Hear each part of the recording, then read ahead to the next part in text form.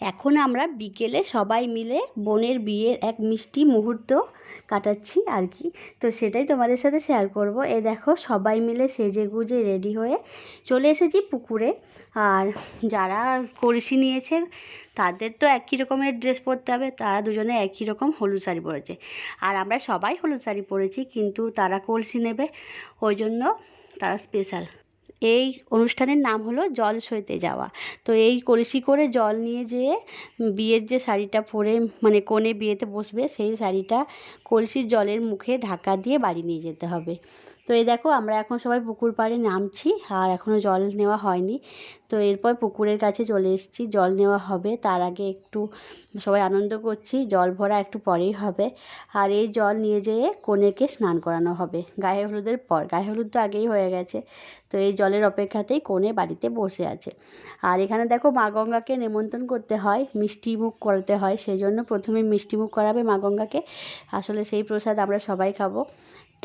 তার মধ্যে আছে চিড়ে আর মিষ্টি।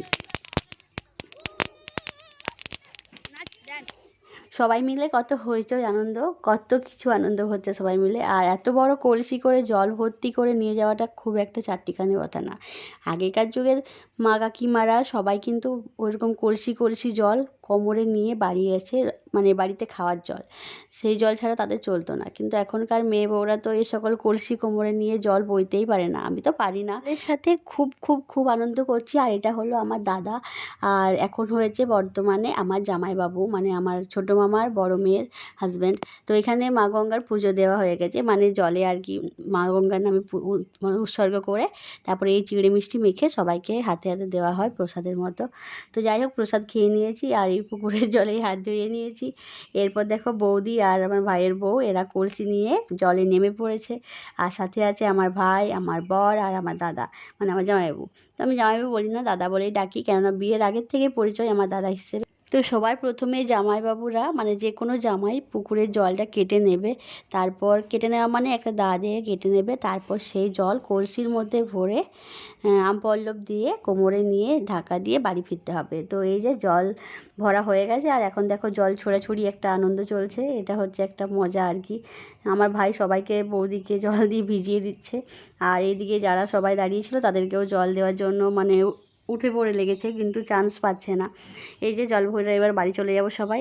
আর ওরা স্নান করে নেবে, ওই জন্য ওরা হাফ প্যান্ট পরে এসেছে, সবাই দেখতে পাচ্ছ, কেউ কিছু মনে করো না। আসলে ওরা স্নান করে নেবে, ওরা ভিজে গেছে। আর এখানে দুই দিদি যায়নি বলে ওদেরকে গামছাই করে এনে জল মাথায় ঢেলে দেওয়া হচ্ছে। তো খুবই আনন্দ হয়েছই। তো এইগুলো কেউ খারাপভাবে নেওয়ার কিছু নেই, এগুলো গ্রাম বাংলায় আনন্দ অনুষ্ঠানে এরকম হয়ে থাকে। হয়তো যারা শহরে থাকো তাদের এখানে এরকম হয় না, কিন্তু তাদের কাছে অন্যরকম রীতি আছে, কালচার আছে। আমাদের গ্রাম বাংলায় হয়, আমরা এটা খুব ভালোভাবেই আনন্দ উপভোগ করি। যাই হোক, সন্ধে হয়ে গেছে, সব কিছু মিটে গেছে।